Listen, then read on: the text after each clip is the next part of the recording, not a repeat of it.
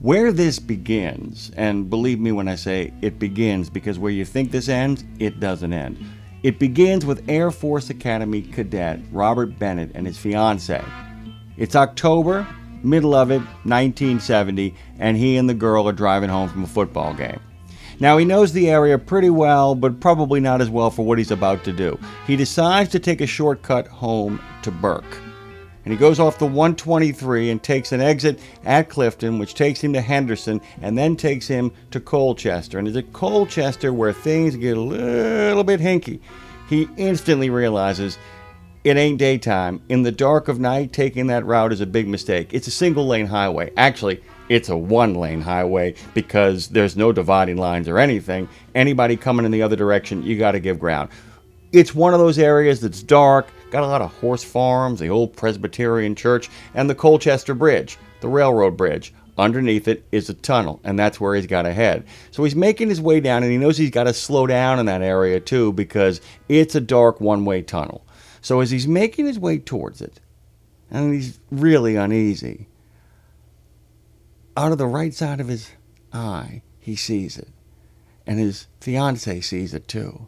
There, coming through the woods, hatchet raised high, is a man running towards them dressed in a tattered, rotting bunny suit. Well, he instantly sees it. He accelerates, but not before the hatchet-wielding maniac throws the hatchet. He takes off like a shot, somehow manages to get through the tunnel, makes his way to the T intersection at Pope's, takes a right, and then navigates his way back home. He gets out of his car. They're both terribly shaken. He walks around, opens the door, gets his fiancée out, and there, on the floorboard, covered in blood, is a hatchet.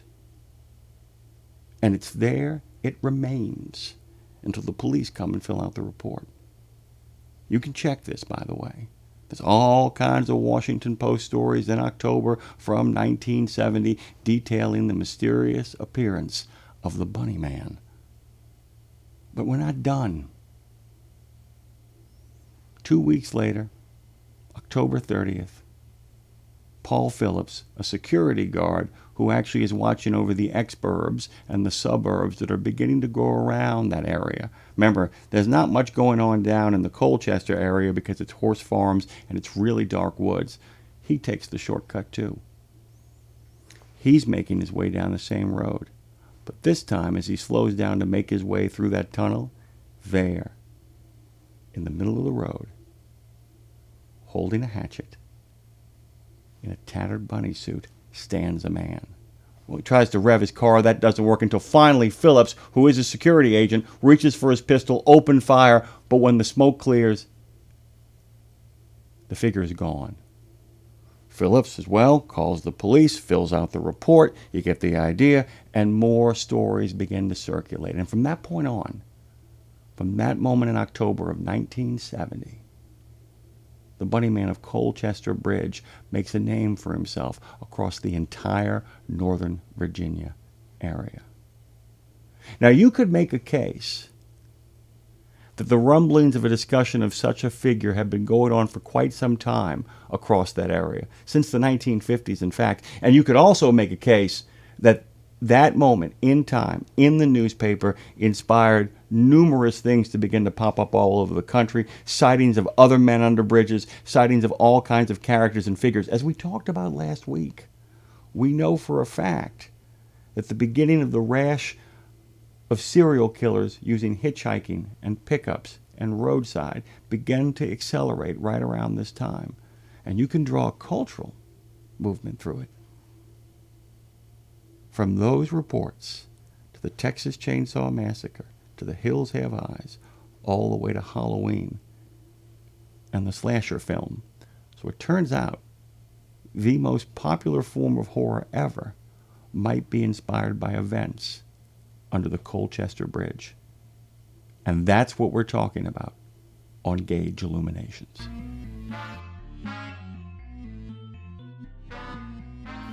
Understanding the Colchester Bridge Bunnyman, the Bunnyman at the Colchester Bridge in that tunnel, really kind of requires understanding how the country was changing in 1970. In 1970s Virginia, it was a rural place. straight up. I mean, the majority of what was going on in Virginia outside of the Washington, D.C. inner suburbs was more or less country. I don't mean like southern, I mean like country, although Virginia would consider itself part of the South. Right around that time is the beginning of the movement towards the burbs and the ex-burbs. That's when that kind of really big kind of sense of things that weren't quite cities but weren't any more country either kind of began to sprout up. And that's where this community, where this particular event, that Bunnyman, a dude dressed like a bunny, wielding an axe, kind of springs up. Now, normally you wouldn't have any reason to go over to the Colchester Bridge. Let me kind of set the scene for you. It's State Route 123. In order to get there, what you kind of have to do is, the only reason you'd have to go there is either you live there or number two, you get caught in traffic coming back from Washington, D.C. or trying to get in, and your GPS sends you along a certain route. That would take you off at Clifton, where you would take a left. And then at Henderson, you take another left while staying to the right. And at Colchester, you take a right. Now, as you kind of go through that segment of roads and intertwining stuff, what you're going to notice is a lot of stuff springing up like strip malls and, all the stuff you see on the roadside. The next step takes you into kind of more upscale housing. That used to be country as well, too. It's only when you get to Colchester, when you get to that turn, that you begin to see what the country used to kind of sort of look like back then. It is almost kind of a drop. Takes you down, almost a little tiny valley of sorts with a lot of heavy tree, a lot of heavy shrubbery, a lot of horse farms. There is an old Presbyterian church, which is on the other side of the tunnel. It really is old-time Virginia, like this kind of giant pocket of it. And that pocket of old-time Virginia was a much bigger pocket around 1970. So that's really important to remember because all those suburbs were beginning to be built and beginning to be constructed. I mean, it's part of the reason why Phillips, the security guard, in the second story I told you, why he's even out there. He is watching over a lot of the new construction that is going on there. There's an encroachment that's happening. So the way you got to kind of think about 1970 Virginia and where this story springs from, it is, as sometimes they say, people head out into the wilderness and the first people that get there sometimes dredge up stuff they didn't intend to dredge up. That's the world of the Colchester Bridge, and that's the world that is still kind of intact around it and why it was picked as where the Bunnyman would be. Because in many ways, the Bunnyman, the man in the suit, contains the spirit of old-time Virginia and a world that no longer is. Like I said, you've only got 3 real reasons to be there. Number 1, you live in that area. In that case, good for you. You got some moolah. Number 2, you're on your way into D.C. or coming out of D.C. and you get redirected. Number 3, you're looking for trouble. And if you head over there, you might just find it. Tonight's episode of Gauge Illuminations is brought to you by NeuroPep. Did that four-wheeler just cut you off? Broker promised the load would be ready by yesterday? Sounds like somebody could use NeuroPep. NeuroPep now available wherever bad decisions are made. NeuroPep. Stay awake. No, really. Stay awake. This next guest of ours was a longtime contributor on Sirius XM, and any one of his former existences would have qualified him to both be on that show and this one. Thom Bray, who had a segment, a long-running segment on the Dave Nemo Show on Sirius XM, had a segment called On the Highway with Thom Bray. He handled rules, regulations, and kind of explained them in a matter-of-fact, sort of, down-to-earth way to kind of help you understand not just what the rule was, but sometimes when they seem strange or odd, to actually kind of put it in perspective and help you understand that it wasn't just busy work, that much of it was actually there for your safety and for the sanity of everybody else on the road. Thom, actually working for J.J. Keller, was also, before that incarnation, knew what he preached because he practiced it as a truck driver. He was a truck driver for a long time before that, like my father and Dave. He was a proud member of the U.S. Army, where he served honorably. Equally fun, Thom continues to serve as a deputy fire chief for his local community. He's one of my best friends. I don't get a chance to see him as much as I would like to, but he joins us this evening. So, Thom, my producer Jean Guidret would hang me from a pole if I didn't ask, what's it like to actually have two childhood dream jobs, as both a fireman and a truck driver? And was that part of the design from the beginning? No, that wasn't. It just kind of fell into it. The truck drive thing after I got out of college, there wasn't much going on in the economy in that part of the 80s. So I ended up running off and becoming a truck driver. I had an uncle that did it, thought about it, thought it was cool. And he kind of broke me in and took me out and said, this is how you do it. Away I went.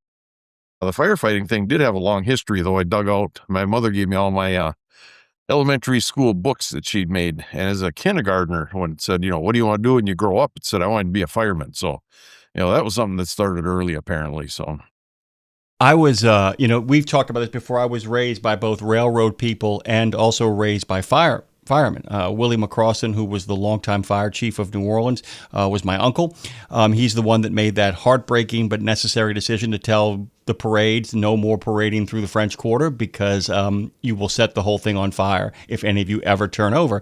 And one of the things about firemen that people don't realize, and I just want to kind of talk about this for a second before we get to the creepy, spooky, and wonderful stuff that you dig on the side, is that people don't realize you're not just making in-the-moment life-saving decisions, but you're also really, guys, important for planning how a community makes sure that it never has to deal with some of the stuff you have to deal with, right? I mean, that part of the job is making sure that the community is safe before stuff happens, right? Oh, yeah. You mentioned, the parades in New Orleans, well, a smaller scale in our community. Whenever we have a parade, we have a sit-down meeting, we have a planning. This is where we're going to post vehicles. These are the intersections that we're going to put hard closures on because we're worried about somebody driving into the parade. It's just that kind of stuff. We have our camps that are around in our area. We have a lot of lakes and rivers and stuff, so we have a lot of the camps. We get together with them and plan what's going to happen, if this happens, if this happens, if this happens. And then, okay, well, to keep this from happening, how about you do this? So yeah, we step in way ahead of time because the easiest way to solve a problem is just not let it happen. And then that just makes everything so much better for everybody. Now, not that, now that I've shown people that you're a great guy and somebody worth hanging out with, let me really show you people why I actually brought you on this show. I am going to name a movie, and you are going to name for me the central truck in that movie, what kind of truck it is, okay? So let's go through this really quickly. Big Trouble in Little China. What does he drive? Oh, it's the Pork Chop Express, and it's a Freightliner. Okay, so let's go to Smokey and the Bandit. What does Jerry Reed drive? Well, that's a Kenworth, the Snowman. Yep. Okay. Now, and our good friend, Mr. Rubber Duck, Chris Christopherson, what does he drive? Well, that's a Mack with a custom hood ornament. He's got his duck on the hood rather than the regular Bulldog. Okay, so Thom, the other thing is when we would do our shows together, we would always find a little time to talk about the latest in science fiction, the latest in horror movies, the kind of stuff that really kind of turned us on. I actually bought a Pork Chop Express t-shirt, and then you turned around and bought yourself one too, which I'm very proud of. I like inspiring people to do the right thing, as it were. Let me ask you a question. So I wanted to kind of give a sense of, when you were growing up, what it was like for childhood for you in regards to your love of the spooky and the strange and the science fiction and all that stuff. Did that come later on, or was that something that was already kind of infused in your brain by the time you got behind the wheel of a truck? Well, that was something that started at a young age. The community I grew up in, we had, three TV stations, 2 you could get most of the time, 1 you could get when the wind was right, basically. And on Saturday nights, they had their horror and science fiction movies on. So I grew up with the old Godzillas and the Gamras and the spooky overnight, the midnight horror shows with Vincent Price and all that kind of stuff. So that was a key part of my childhood, was being able to stay up late on Friday and Saturday nights and watch these things. So it got me hooked into that kind of stuff. By the time I was probably 5 years old. I wanted to kind of also, just on a completely different note, since you're a first responder, I actually have proposed on a number of occasions that we change the names of hurricanes to actually make them monsters from Godzilla movies. That if in fact people were told that Mothra was going to make landfall or that Ghidra was going to make landfall, people might be more inclined to evacuate. Okay, the reason I ask that is not just to set your bona fides, but to kind of ask you the question too, so that when you get out there and you drive on the roads, and, look, when you drive as long as you did, you have strange roadside encounters, you see strange things, you run into odd things. And I was kind of wondering if, in fact, from watching all that TV as a kid, from steeping yourself in comic books and movies and late night television, if it, in fact, changes the way you perceive the road at night, if, in fact, you get where I'm coming from. Yeah, there's different things that happen at night. When you're on the road, you're kind of limited, when you get into certain areas. You get in the back roads of Wisconsin, the mountain country out west. There's just nothing except what your headlights light up. So sometimes you see fleeting images out there did I just see that? And what was it? And you're looking back in the mirrors, hopefully, somebody else lights it up for you to figure out what it was. But, that sure looked like, something that wasn't normal, wasn't human or wasn't animal. So you sit there for a little bit trying to figure out, what did I just see? What was back there? What was that I just caught on the edge of the headlights? So that was not an unusual thing. And of course, I'm kind of a skeptical believer is the way I like to put it when it comes to these things. It's like, I see it. Okay. Did I believe it? Is it something I can explain? If I can't, well, then I've got to put it in this other category. So if my logical side can't explain it, it has to land over there. Let me ask you, you and I had a great show a couple of years back. Actually, last year, we talked about CB culture, genuine CB culture before it kind of became what it's become. And that's part of the fact that because of cell phones and all the other access we have, it isn't as necessary as it was in the time that you came up through trucking. But I was kind of curious if anything ever kind of percolated its way through the CB that ever gave you the creeps. And I don't mean somebody making threatening messages through the CB, although if you have a story like that, great. I'm talking about like somebody saw something weird, something odd happened, something kind of, crackled a little bit, and somebody said you might want to watch out down the road. Were there any ever spook stories or ghost things? Was old Jack Burton ever barking horrors across the CB radio? Yeah, there were times where, somebody would come on the radio. Like I say, somebody's caught something, just the flash of it, and they'd get on the radio and, I saw something, the 40-mile marker. I don't know what the heck it was. Can you figure out what that was? Can you see it? And well, what did it look like? Well, it wasn't really a dog. It wasn't really a man. It was kind of in between the two. I'm not sure if it was Bigfoot, a werewolf, or just a really big dog standing up on its back legs. Whatever it was, it's out there. So somebody should, see if you can run it down, see if you can figure out what it was, explain. Have you ever? And of course, nobody could when something like that would happen. It was just kind of like, it was just one of those things that happened and nobody could explain.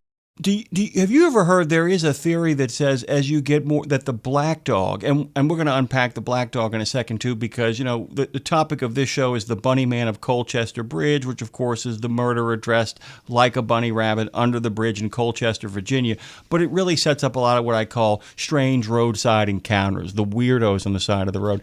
But I want to kind of let our listeners know what a black dog is as well too, because you'll hear that thing come up often, the idea of the black dog. So explain the black dog first, and then I want to kind of talk about, I've actually heard a scientific reason that might actually explain its presence.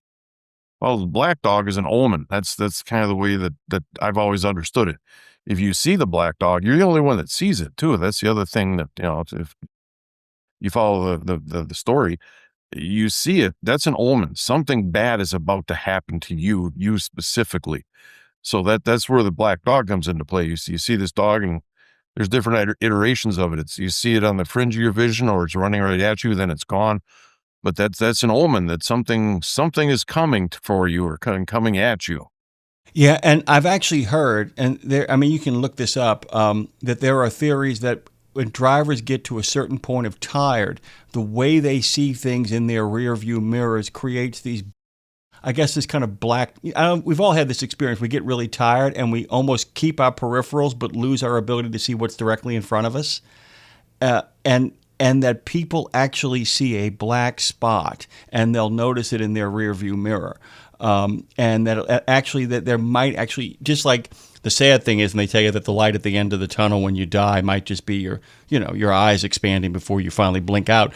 But that being said, there might actually be a scientific reason. You're a big guy when it comes to, you like to exhaust every possibility before you go signing up for Bigfoot, right? I mean, you like really dig deep and kind of mess around in there, correct?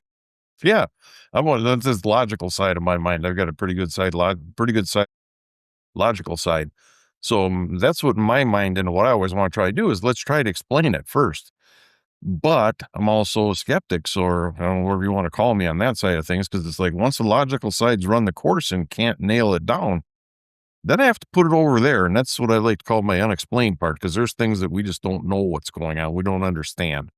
And that's where it lands. If my logical side can't deal with it, it's going to land over there. Have you ever, there's a comedian named Pete Holmes who has a funny line where he says, before you start trying to explain the world completely, remember the fact that you're not in the United States. You are on a spinning rock around a gigantic sun in the middle of a vast nothingness. And by the way, you're made up of things that pass through each other.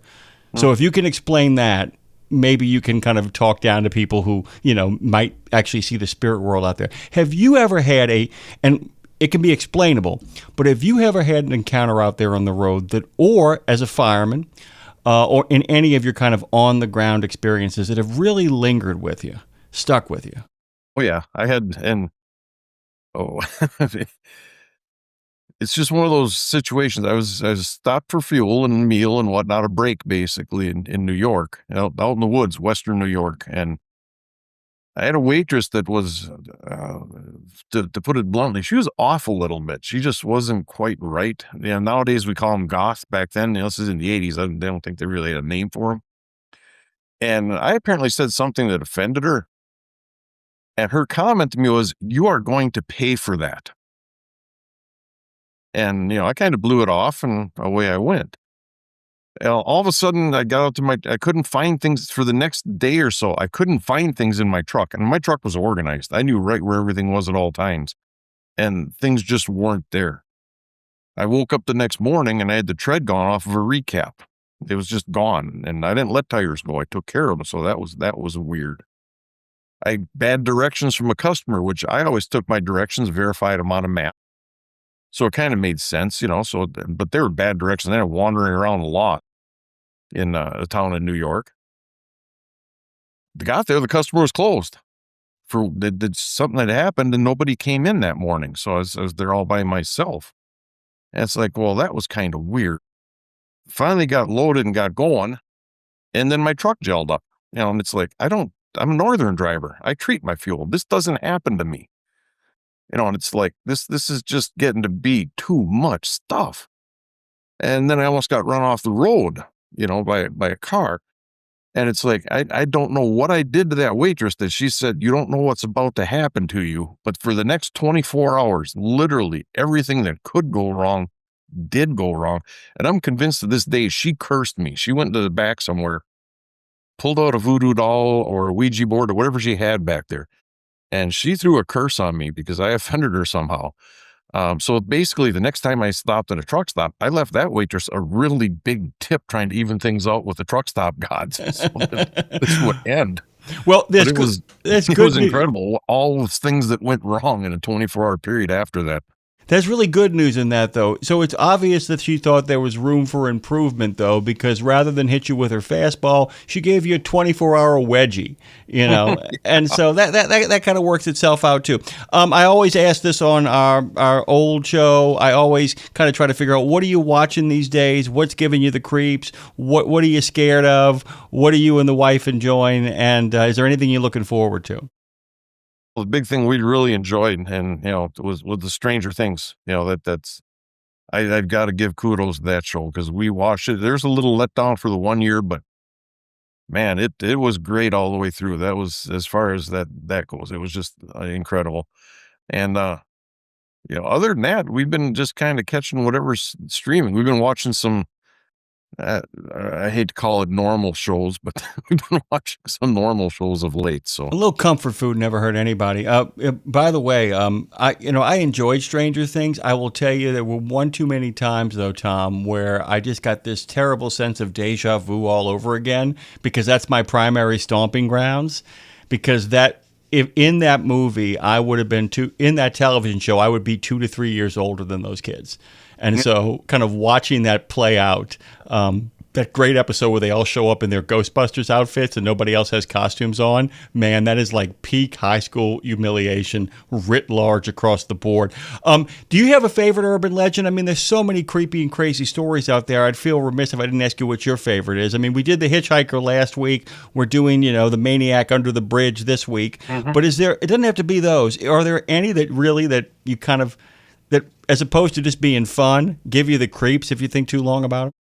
We've got a local one here that it creeps me out, and it's a repeating one you hear all over the country, and that's the disappointed bride. There's a bridge over the Wisconsin River here, and this goes back, depends on who you ask, 30, 40, 50, 60, 80 years ago. She was on her way to her wedding, and the car drove off the bridge and crashed into the river. And on certain nights, nobody knows the pattern, she could be seen walking on that bridge trying to make it to the wedding to this day, all banged up and bloody from the crash, that she was involved in. And it's one of those things where somebody says, I just saw it out of the corner of my eye. I thought I saw that. I thought I saw a woman in a wedding dress walking across the bridge. So that's the one that, and it to me, there's just enough there. Because, that would be somebody that would be in the spirit world because they don't want to leave, that they don't want to leave this world. They want to stay here because they're so disappointed in what happened to them. Thom Bray is a renaissance man when it comes to doing stuff that dudes often just dream of doing, driving trucks, serving in the military, being a fireman, and being a great dad, a great friend, and a great guy. Thank you, Tom. Any information we have about Tom, you can find down in the comments section. Hey, guys, this is Gage Illuminations, and be careful driving under those bridges, and please, tip your waitress. There you go. Drivers love as asleep because they wake up refreshed and mostly in possession of their own identity. Do not take as asleep if you suspect you've been followed home by your own body. Consult a physician if your friends begin insisting that you're not yourself. As asleep, the sleep aid trusted by people who prefer to remain themselves.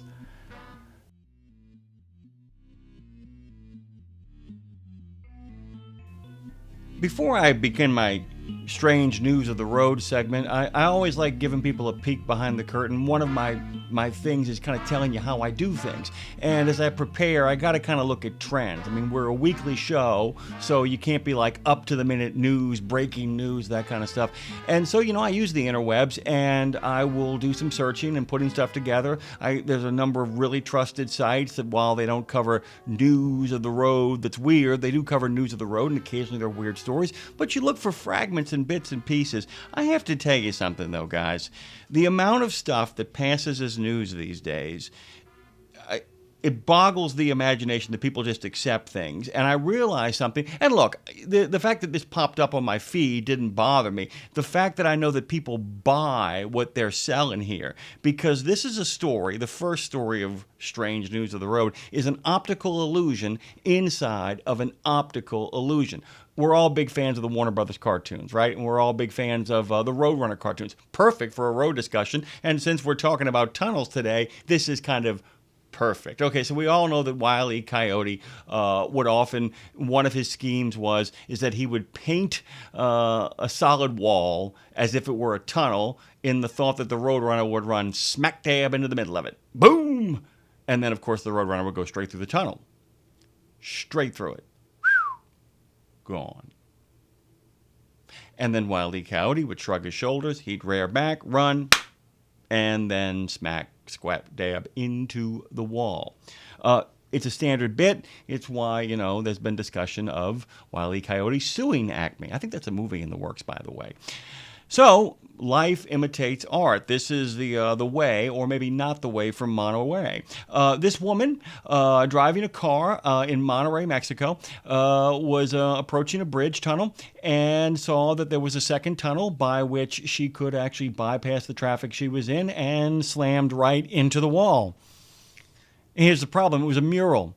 And on either side of the mural, on one side was the Roadrunner sticking his tongue out at Wile E. Coyote, who was painting said tunnel into the wall. And man, there were pictures all over TikTok, all over Instagram. It was, in fact, on Inside History on Instagram with thousands, if not tens of thousands of likes, with this woman, actually slamming into it. And if you dug a little deeper, there were some people saying, no, that's not what happened. The car lost control and hit the wall, and the picture just looks like that. And there was all kinds of debate over whether somebody really did that or not. And I got to tell you, that mural was spectacular. And there was all kind of debates about, was that really a good idea to have a mural there on the side of an actual tunnel, and on it goes. None of it's real.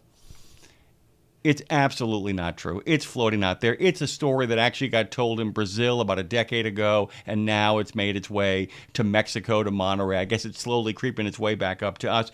The problem is the fact that it's one of the first stories that turns up if you actually ask any search engine. Tell me some strange news of the road over the last month. It is one of the first things that pops up. So anytime I do this, what I tend to do is not only do I grill the internet, asking Google, what's the date on that? What's the name of the woman? And then eventually it'll tell you, there is no woman, it's a hoax. Well, why didn't you tell me that from the beginning? Like I said, I'm going to do the research. I'm actually going to click on the news story, hunt down the source, see if it's in fact real, get the real details on it. But I got to tell you, I have the sneaky and awful suspicion that a lot of people aren't doing that. All right, so we're heading into August. Down here in New Orleans, as anybody can tell you, it is the hottest month of the year here. And the joke they always say is some people call September August squared around here. I've always made the complaint and always made the argument that there are people, when I tell them I'm from New Orleans and it gets hotter here than put their hand up and they tell me, hold on there, Jimmy Mac. I come from blah, blah, blah, Florida. I'm like, you're on the water. Stop. I live inland. Stop. My good friend Jean Guidry, the producer of Gage Illuminations, he spent some time in Minnesota. And as anybody who lives in Minnesota can tell you, a lot of people who leave Minnesota come down here because it's really warm. It feels really great for people who don't like real cold. The problem is it's not only hot here, it has a misery index, which means we're drenched in sweat. And so while it actually is more dangerous in the American West because dry heat will kill you, down here, it's a suffering situation. But recently, the world has changed, and a lot of people out there are, in fact, experiencing incredible amounts of heat. I mean, deadly amounts of heat, and that brings us to Utah. 3-digit temperatures in Utah. Concrete panels expand faster than seams allow, squeeze the slabs together, and boom. The interstates buckle. And by the way, this is documented by numerous sources all over the national and the Utah News. You got yourself a 10 in the road. I mean, you see what I'm saying? Boom. Interstate 15 in Springfield, Utah, shut down. I-80, the Salt Lake City Airport Road, shut down. Washington Boulevard in Ogden, it humped. They had to shut. The road humped. They had to shut it down. Okay, here's how it happened. So expansion joints get clogged. The idea that the joints in between the pieces of the road, and they get clogged because the detritus of the road gets in there. It goes from, it could be water, it could be bits and pieces of tire, it can be rocks. It just all kind of fills up. Normally, it never gets hot enough for it to begin to expand too fast. It gets washed away, or it adjusts and deals with it. The problem is those roads aren't used to that kind of heat. The roads in Utah aren't designed. Ever wonder why when you drive down to Louisiana you get that thunk, thunk? It's because the roads are designed differently. So they don't have that happen because of the heat. But down here in Louisiana, we've made the adjustment. There was no reason to do it in Utah. So what you're dealing with now, and what you're dealing with all over the American Southwest, and sometimes in the American Mid-Southwest, that whole Utah-Colorado region, is temperatures they're not used to anymore. They have no idea how to deal with them, and it's actually affecting the roads all over the state. And when you're talking about a road that is right next to the airport exit, you're talking about serious shutdowns. You ought to pay attention, because there was another example where one of the roads in Texas buckled because of the heat and sent a truck airborne. So, hot town, somewhere in the city, back of my neck feeling dirty and gritty. Just make sure that dirty and gritty don't get inside of that little seam in the road, because it can't deal with it anymore. And that's your strange news of the road. Gage Illuminations is proudly brought to you by NeuroPep. Did you miss that exit? Don't worry, there's always another route with NeuroPep. NeuroPep is not intended to prevent encounters with elder things, shoggoths, impossible geology, biker clubs that apparently have been riding since the Permian era. Look, side effects do include improved route planning, healthier respect for maps, and refusing to investigate strange tracks in fresh snow. Stay alert, guys. Take NeuroPep. Okay, in regards to witness accounts, I've already given you a couple. I mean, and they're good, actually. These are really solid accounts. Usually people see things and they're like, I saw it, now I'm going to tell you a scary story. Robert Bennett, the Air Force Academy cadet, and Paul Phillips, the construction site security guard, are utterly legitimate in the sense that something happened, they had to deal with it, and they immediately called the police and filed a report. Those reports got picked up by the wire services, and the Bunny Man got himself 7-8 stories right at the outset within a month's time. The problem with a story like the Bunny Man isn't a lack of a witness account. It is a wash in witness accounts. I mean, by the time we get to the mid-70s and then all the way up until the 80s, the Bunny Man is everywhere. I mean, he is being cited on roadsides. People are seeing him in places he shouldn't be, even at Halloween. Big dude in a bunny suit, to the point where in the late 70s and early 80s, there are a lot of phone calls from a lot of people to a lot of local police agencies. And I don't just mean in Virginia. I'm talking about in Maryland, too. There are reports that the Bunny Man has moved the operation across state lines, up to the point where in one particular community, they actually had to go from costume shop to costume shop to figure out which people had bought Bunny Man costumes and actually do interviews of them. If you go on the internet, as I said before, you will find yourself awash in Bunny Man stories. I would actually encourage you to do a deep dive, not so much to get eyewitness accounts, and there were a number of them, but to really get not so much debunker accounts, but people who really know the territory really well. One poster, guy by the name of Keemer, he points out that even to this day, and just a couple of years ago when he posted this, so maybe it's changed, but even to this day, that area, the Colchester Bridge area, the Colchester Tunnel area, has very limited reception, which means your phones, your cameras, all the newfangled technologies go absolutely on the fritz on a regular basis when that happens. The other big one is Whohatin, which is WHOH8,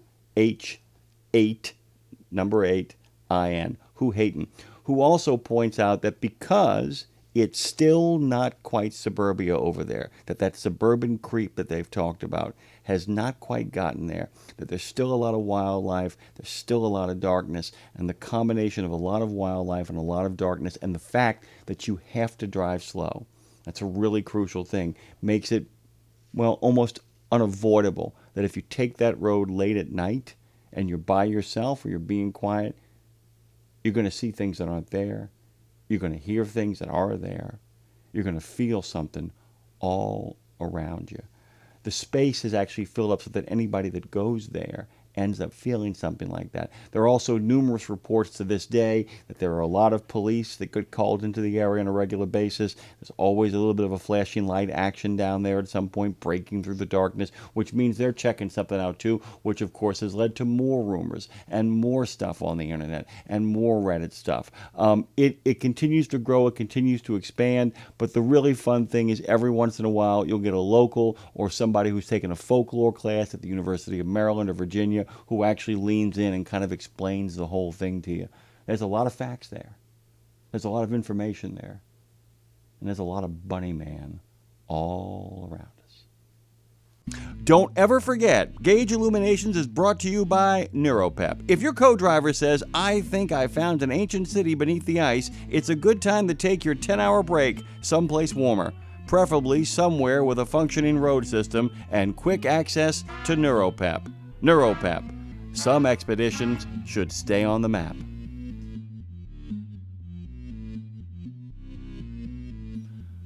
So here's some more strange news of the road. On July 21st, this story is actually making the rounds. A Cybertruck got into essentially an argument with a non-Cybertruck. It's a kind of a crazy story. It begins with physical assault, escalates into a destroyed phone, then results in the guy getting out of his Cybertruck and smashing the rearview mirror of the guy's car, and then turns into a Ramaslamma as the guy in the regular car keeps on slamming into the Cybertruck. I bring this up because one of the things that's been going on the highway for about the last year, and there's a big story about it last November, that a lot of people who are driving Cybertrucks are being targeted because people think they know their politics. And they think that because the Cybertrucks came out around the exact same time that Musk kind of let his feelings be known about his feelings on the political landscape. Teslas, as just the regular automobiles, don't get too much grief. People know, well, you bought it long before that, and you don't want to just unload it. You can't just get rid of it. But the Cybertrucks are really being targeted. So any of you owners of Cybertrucks out there, like I said, this story is about 2 or 3 weeks fresh.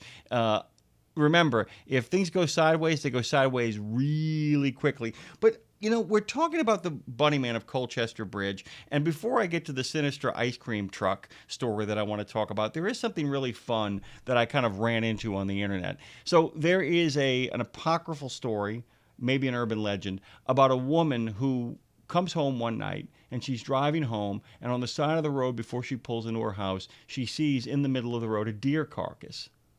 So she drives around it and she pulls into her home, and they're in an end. And she knows that the people who do the land resources, it's in Michigan in the Upper Peninsula. She knows that the people who take care of land resources and land management, they take care of stuff. And she also knows people who do the roadside stuff, they'll take care of it. She figures it'll get picked up and put someplace else. So she gets up the next morning, and as she comes out of her driveway, she turns to begin going down the road again. There, on the side of the road, almost in a ditch, is the same deer carcass. Well, she figures, okay, well, maybe it's another deer. Maybe, I don't know, weird. She's driving home that night, and on her way home, as she comes there, in the middle of the road, is a deer carcass. So she drives around and she pulls in. She's going crazy by now, okay? Because now she thinks somebody's actually messing with her. As she pulls out of her driveway the next day, there on the other side of the road in her rearview mirror is the deer carcass. She's had about enough of this. All right, first of all, none of this is true. The deer story, however, is true. There is no woman, just like our fictional lady out of Monterey. This is an apocryphal story. But here's the kernel of truth. Okay, so there are two organizations we should talk about in the Upper Peninsula. The Grand Traverse County Road Commission is actually taking on the Department of Natural Resources. This was actually happening for quite some time. So the Department of Natural Resources does not want those animals encroaching and on the land of the property owners. They don't want them to get disease. So what they've been doing is they've been dumping them in the middle of the road because they know that the people who take care of the roads have employees who pick up the deer. The problem is the guys who pick up the deer are putting it on the side of the road so that they can come back and get it. And all the moving is making it impossible for the people who pick it up to locate it because the people keep finding it on their land and moving it further down the road. That's all true. But that went on about a couple of years ago. The story's popped up again. So if you see a crazy story about a woman thinking she's being stalked or a woman being given threats with a deer corpse, it's utter and total nonsense. Which, by the way, brings me to a real story, and this is from Pueblo, Colorado. This guy ruined it for everybody in regards to being an ice cream man. His name is Gabriel Lugan, Luga, and what he did was he was a very surly ice cream driver. And he became aware that there were police cameras and neighborhood watch cameras that were all over the place. So he decided to show his own cone on camera. And he was promptly arrested. But, of course, word got out. And then parents began to have utter and complete panic about the fact that any ice cream truck going down the road in Pueblo might actually have Gabriel in it. So that's your strange news of the road. Go lick an ice cream cone. Ever find yourself putting on those chains for a shortcut no GPS has ever heard of? Following a convoy that doesn't appear on that Qualcomm? Watching a pack of black dogs pace your headlights across Wyoming? Take NeuroPep, before accepting directions from anyone wearing antique winter gear. NeuroPep helps drivers distinguish between snowdrifts, whiteouts, and prehistoric civilizations that really should have stayed buried. Stay alert, stay awake, notice things. NeuroPep. I have been really looking forward to this. This is one of my favorite authors of popular history and popular culture. As a matter of fact, over at Columbia University, he's the Mendelsohn Family Professor of American Studies. Among the many books that I have enjoyed by him are American Comics History. It's great, by the way, because it manages to cover everything without feeling like it's just a listing in the Bible of so-and-so begat so-and-so. And we'll talk a little bit later about his upcoming paperback edition of Press One for Invasions. For the purpose of this book, of this show, Gauge Illuminations, though, it's American Scary that first turned me on to Jeremy Dauber. The professor joins us this evening. It is so good to have him. When I guys tell you, before I let Jeremy do a lot of the talking, I want to tell you that if you want to know the history of American horror, its cultural roots, I don't just mean movies, I don't just mean campfire stories, I don't just mean songs, I mean its entire fabric. There is only one book. You cannot call yourself an expert in horror if you have not read American Scary, and it is my pleasure to bring the author of that on. Jeremy, welcome to Gauge Illuminations. How are you, sir? Oh, it's so great to be here. Thank you so much for having me. I'm so delighted to talk with you again. It's just so much fun always. Let's kind of just start from, one of the things that this show has been doing in this particular episode is the Colchester Bridge Bunny. To make a very long story short, as many people know, you drive down there, you park to make out, you're driving down there late at night, you're driving too slow through the bridge, and there at the edge of the bridge, holding an axe covered in blood with a ripped up, matted bunny suit, is a maniac who attacks you with a hatchet. It's 1970. Those stories get told in the Washington Post and the Baltimore. It's based on a true thing. But the one reason I wanted to kind of talk to you about it is because there is an argument that the popularity of those stories is what leads to the creation of the movies Texas Chainsaw Massacre and leads to the creation of The Hills Have Eyes, which then gives way to Halloween and Friday the 13th. That the real roadside killer, the real entity that is creeping his way into the suburbs is something real. Is there a place where the killer resides? Is there a ground zero for the roadside killer or the maniac killer that is uniquely American or really positioned in the American culture? And you can go anywhere you want with that.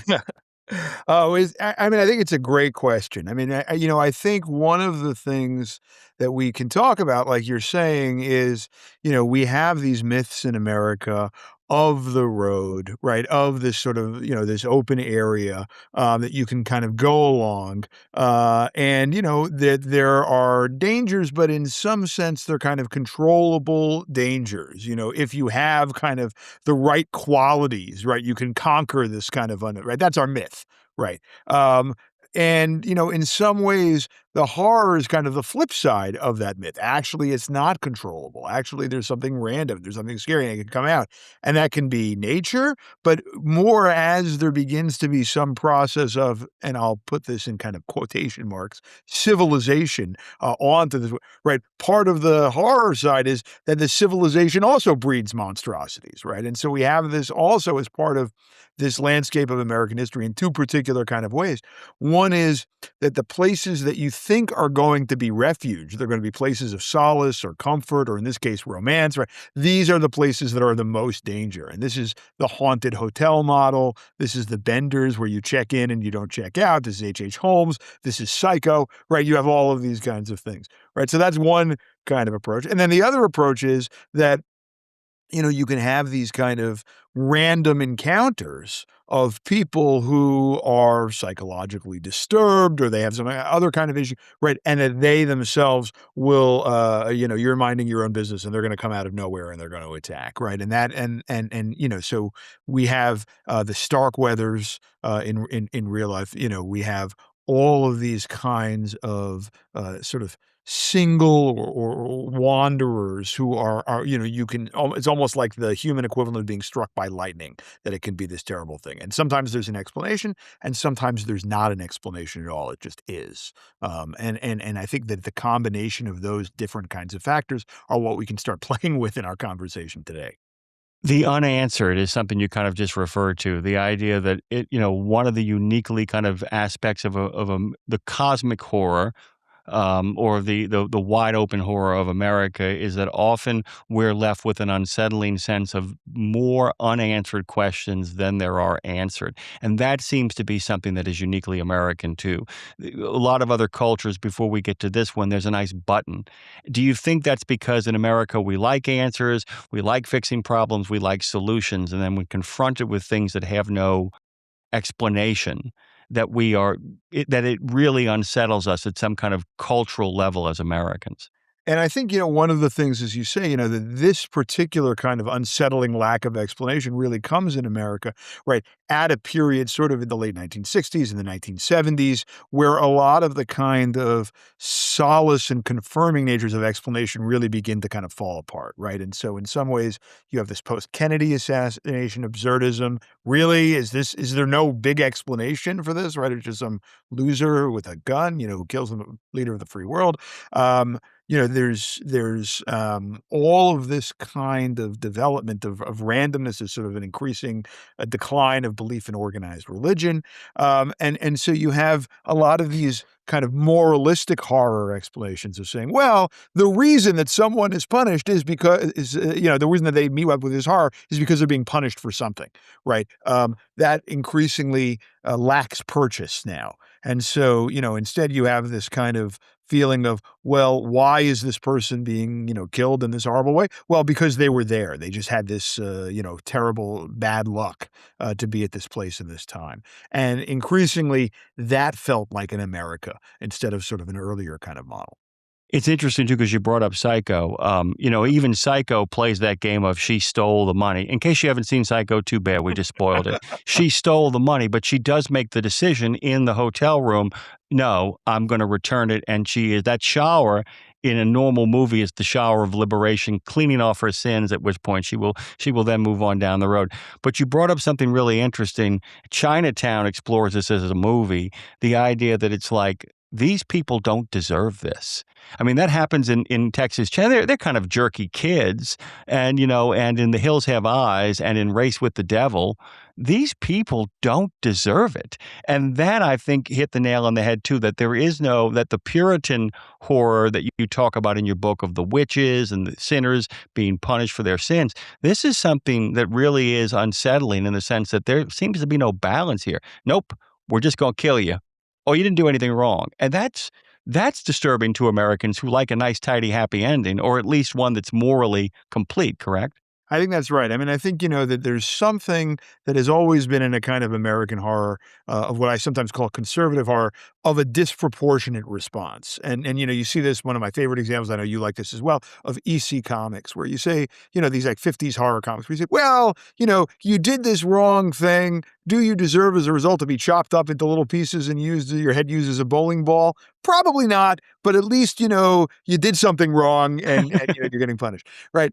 But increasingly we get this sense of like you're saying, you didn't even do anything wrong. There was nothing wrong that you did. And nonetheless, you were getting punished anyway. And there's all sorts of things along that spectrum. And I think we could talk about the lover's lane as being somewhere in the middle of that spectrum, right? It's like, should you be in the lover's lane doing exactly what you're doing? Well, depending on your moralistic perspectives, right? Maybe or maybe not.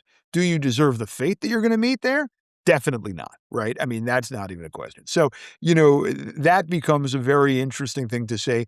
Are these kind of stories ways of dealing with our moralistic anxieties or about a particular set of behaviors? Or are they our ways of just saying, this is the randomness of the encounter on that open road where you really don't deserve anything at all? It's interesting because, there's a movie that I was not underwhelmed by, but really puzzled by when I saw it in 2007, because I was already a big fan of his movies, David Fincher's Zodiac. And and I talked about it in the last show because there's an incredible moment of a roadside pickup with Ione Skye, the daughter of Donovan, in a movie that uses Donovan throughout the entire movie. But there's a number of other scenes that just kind of made me think of this. The idea that the first killing is a lover's lane shooting, and then one of the other killings is a picnic out by the lake killing. And it seems that, one of the things that Fincher does in that movie is none of the people, he makes sure that we understand from beginning to end that none of those people deserve it, that nobody has put themselves in moralistic, has it. You did this to yourself by going out there and thinking that you could make out and enjoy your teenage years, so you deserve to die. I'm wondering, though, this is going to go really far afield, though, because of your book on American comics. I was such a big fan of the EC horror and all the Bernie Wrights and stuff in the 70s. I do notice that as gruesome as all of those comics are, they have exactly the thing you're talking about. They don't stray from that. They don't kill the innocent or the random. And is that their way of kind of doing it in a way that would kind of get them past censors or at least guard against that? I know I've gone a little left field here, but given your expertise in comic, is that kind of the urge in all those horror comics? Most horror comic people get whacked, kind of have it coming on a moral level, I think that's right. I mean, and I think that in some ways, I don't know that it was about sort of appealing to the censors, since they, as you know as well as I, they ran afoul of the censors. They ended up, but I do think that it appealed to their kind of sense, and this was something you were talking about earlier, of symmetry, of narrative symmetry. It was very easy to tell a story of ironic sort of recompense, right? And as the old witch would have said, irony, it's good for the blood, right? You have, this sense of here is something, and then in response, we can have something else. It's very neat. It's very clean. You can wrap it up in 5 pages, and you're kind of moving on to the next thing. So I think that was a lot of what EC kind of wanted to do. I think what's interesting about the Zodiac Killer, and of course, every time we see something about the Zodiac Killer, it's sort of with the mindfulness of like not being caught, right? So there's no closure to that story. Is that in a way that's sort of different than the end of Psycho, right? We don't have even an explanation, right? We don't really exactly know what was going on in this person's mind. We can't provide a psychological explanation. We can't provide anything, right? All we can do is sort of say, this exists. And we have to grapple with the world in which this exists. And that's very terrifying. That can be very terrifying. Jeremy Dauber, of course, wrote American Scary. And one of the things I recommend about that book is that he never forgets the time periods in which he writes. He's always making sure that you understand not just the history of the medium he's looking at, but the history of the times. You always, you're one of those people I agree with who mentions the fact that whatever the scary story is, regardless of how it plays itself through, it carries what Christopher Nolan says, the things we're concerned about right now. It always carries that.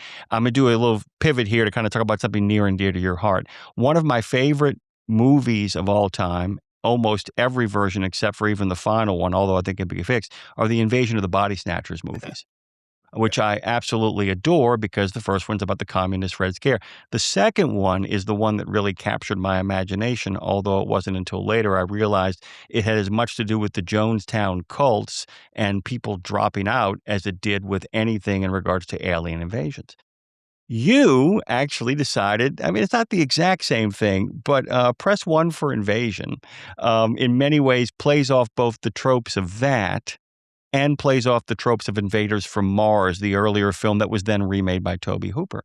Can you talk? It's coming out in paperback, and I think it's a good chance to kind of talk about that too, because we'll get to UFOs eventually on this show, but there is something about the UFO on the roadside or the alien picking up the alien as a hitchhiker that plays out too. But can you kind of talk about that book and what people can expect and why they should get it for their kids? Because I think they should.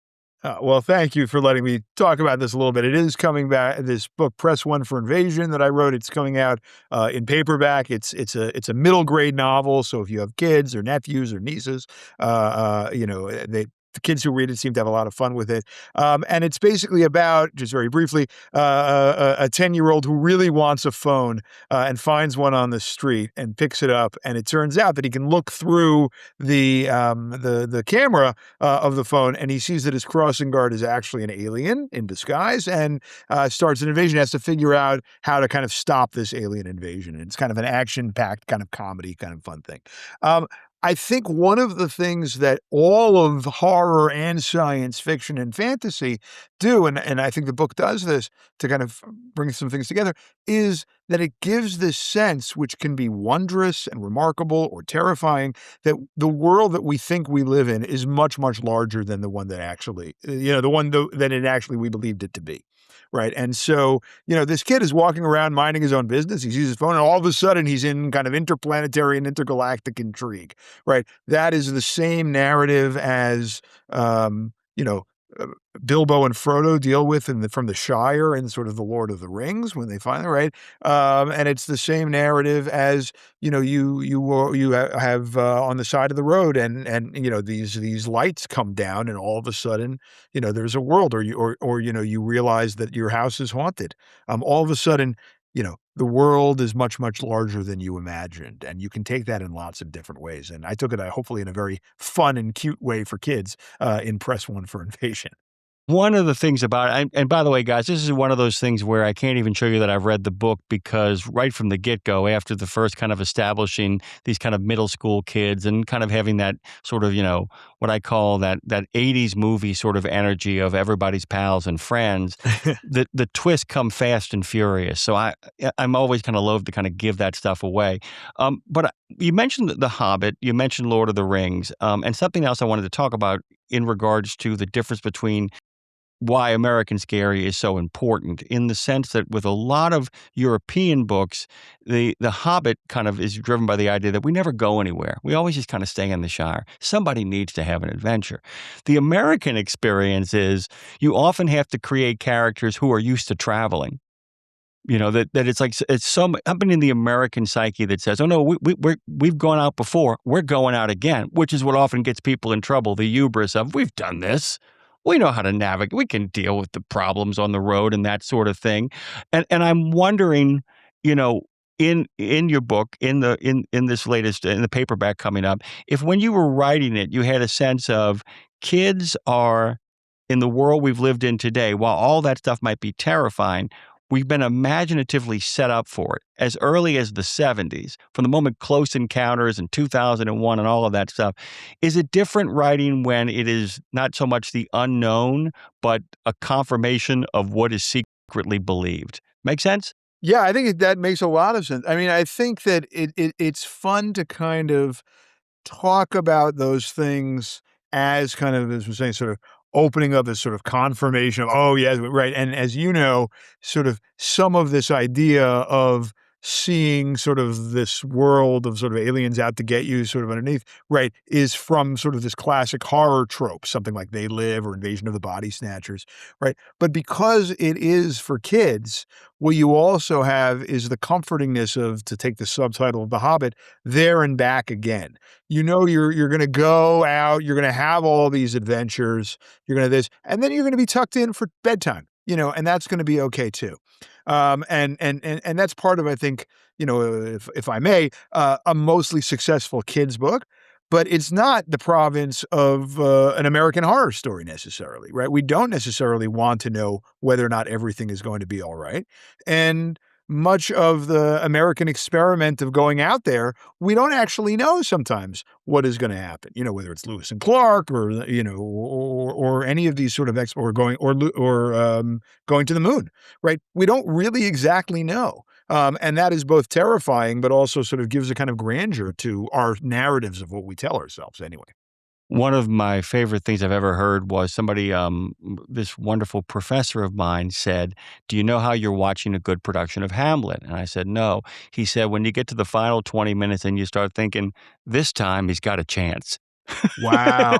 That's great. That is just spot on. And I Yes. think in some ways, I think part Wow. of what happened with horror to some degree, which is why I'm now going all over the place, but the Conjuring films make such a big difference to me, because the idea that things could work out. We'd gotten so used to that decade-long trope of the predictability of nihilism. Right. I'm talking about, and Yeah.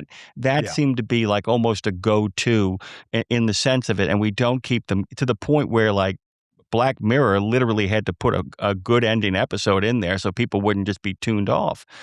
Is there something in regards to that nihilism or that upbeat ending that we look for? Like, with these killer on the side of the road. Although I realize Halloween, the first one, splits the difference. What trends do you think affect whether or not we're in a nihilistic or an upbeat place in regards to the stories we tell to tell ourselves? I think that's such a great. I mean, that's such a great question. I think one of the things about folk culture, and certainly these killer by the side of the road stories of any sort, kind of are about folk culture, right? Is um, what kinds of how would I put this? What kinds of takeaways are we supposed to have from those? Right. And one question is that, so many of these side of the road or narrative, these folk narratives, the things that sort of Stephen King calls the tales of the hook, the kinds of things that you're going to tell around a campfire, right? We are getting a kind of catharsis. We're kind of learning from them. Sometimes we're saying, okay, everyone gets a good scare out of them, but they kind of come back, they're okay, and they're left with knowledge, knowledge that may even kind of hurt them a little bit, but they are able to kind of transcend that and sort of make themselves into a kind of stronger person moving forward. And the way you're hearing me describe it, it's not surprising that I mentioned Stephen King, because that's a lot of Stephen King stories as well, right? They come out bloody, but eventually they come out unbound as a result of it, usually. That I think is the sign of a certain kind of way of telling those folk stories. Another kind is really of focusing on the downbeat of saying, well, the killer gun, they kill this person, whatever it is, right? They kill this person, they leave them, not able to kind of tell the tale. And that just sort of says, just watch out. And you say, for what? And they say, well, just watch out. And you say, but how do I, doesn't matter, right? That's it.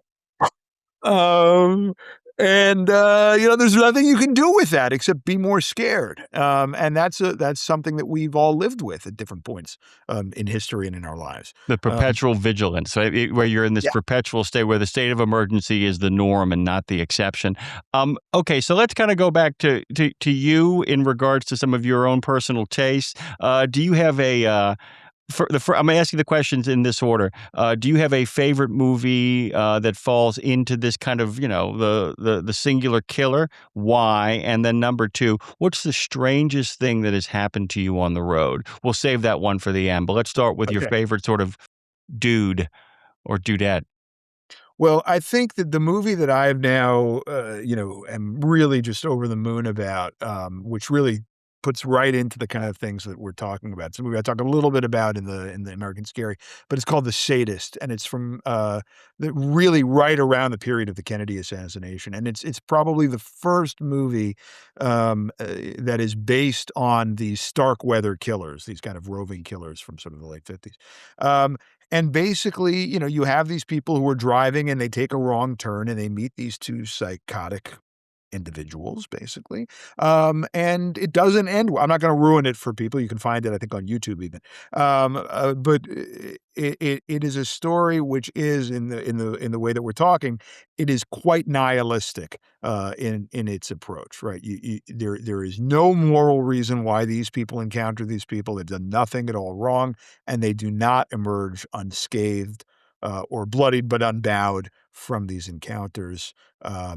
That's just not what happens. And it's sort of an American movie against that kind of Kennedy-esque optimism of the 1960s, and it really is just saying, "No, thank you." And it's very powerful. And it's almost, real heads know, so to speak, of this, but it's not a well-known movie, I think it's fair to say. And I would recommend it for anyone who's interested in the development of the kinds of things you and I are talking about. Interesting enough, there's a real connection here. Night of the Phantom, the famous song, was actually entitled Night of the Sadist. Oh, And is about a young man and his girlfriend. It's 1965. It's Lover's Lane. It's Jerry and his Blue Notes. I forget Jerry's last name. They pull, the guy gets pulled out of the car, and the sadist is going to kill him. And then at the end, he simply just changes his mind and walks away, and the song ends. It was originally called Night of the Sadist. They made them change it to Night of the Phantom because they thought that the censors would step in and get rid of that. But it actually, it was a Texas garage band, if I think I remember correctly. That seems to be where the energy of this really kind of gets going. I guess in regards to the road thing too, do you have a favorite urban legend? And that kind of spills into my final question, although given your love of comics and given your love of comedy, I have a feeling I know the answer. Can you explicate how it is you ended up being such an incredible expert on horror? I mean, That's funny to say. I mean, the urban legend that I think is most indelible to me because, they always say the golden age of science fiction is 12, right? The age of, this is the one that stuck with me because it was told to be at my summer camp. And I think, it is sort of much like some of the things that sprung up around sort of the Colchester Bridge story, right? It is what was in my regional area was called the Cropsey story. Um, and that was a story as I remember the story, and this could be, wrong, but of, someone who was escaped from some institution and they would terrify sort of summer camp, they would kill summer camp counselors. I mean, the Cropsey was burned and, sort of this burned horror. And that was the one that, and then of course the way it would always be told at my summer camp was that once the kids were all kind of good and terrified, some counselor would jump out of the woods and yell, and then we all, just really lose it. That's why I write about horror today. No, I mean, I don't think that entirely, but, that showed sort of the power of the environment and also hearing these stories. I mean, it's amazing to talk about it with you, from my office, in daylight. And then, you're driving alone, at night on oh, some highway and you're like, I'm not going to stop. I'm going to keep moving. Cause just in case. yeah. Uh, You want to see something really scary? That, of course, being from Twilight Zone, the movie, which is like, I mean, the best part about that entire movie.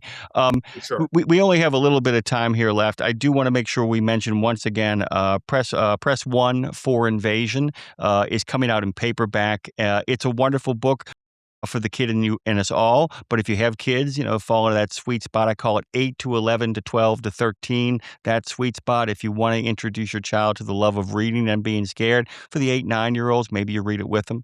It's a real joy of a book.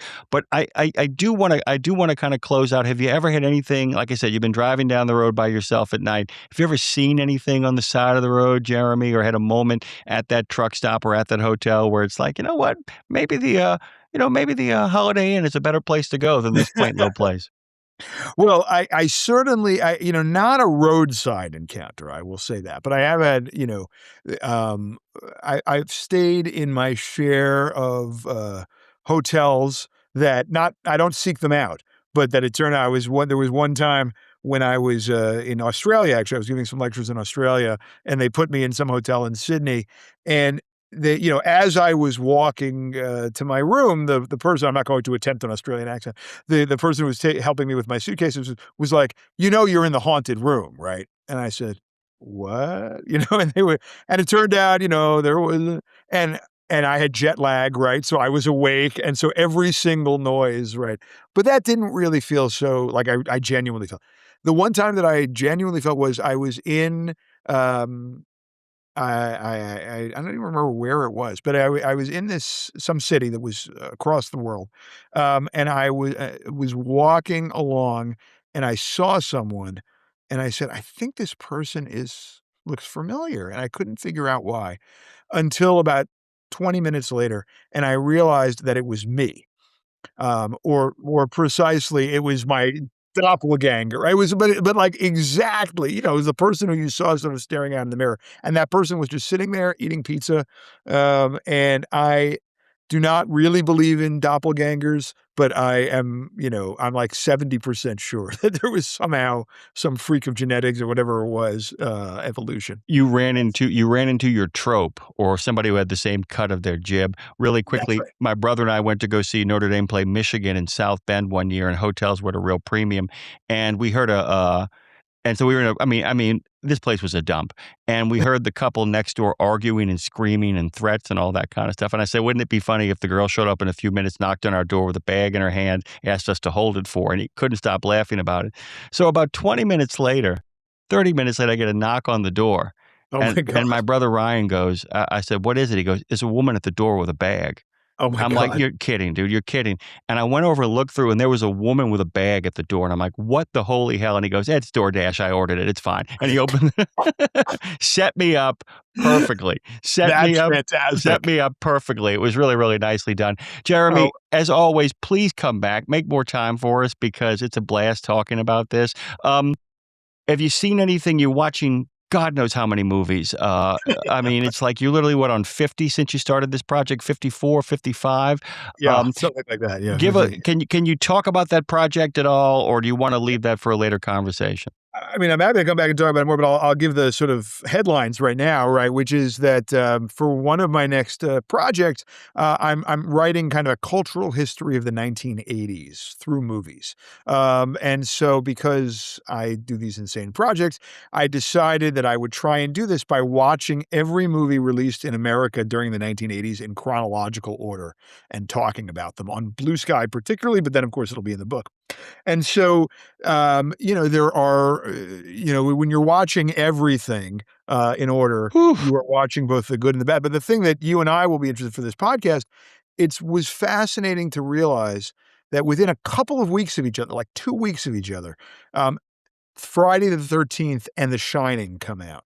And it's like this just very interesting conversation of horror where, The Shining actually feels, it's a magnificent movie. It's a masterpiece, but it feels very much of a different era than, it's Kubrick. It's Stephen King from the 70s in a certain kind of way.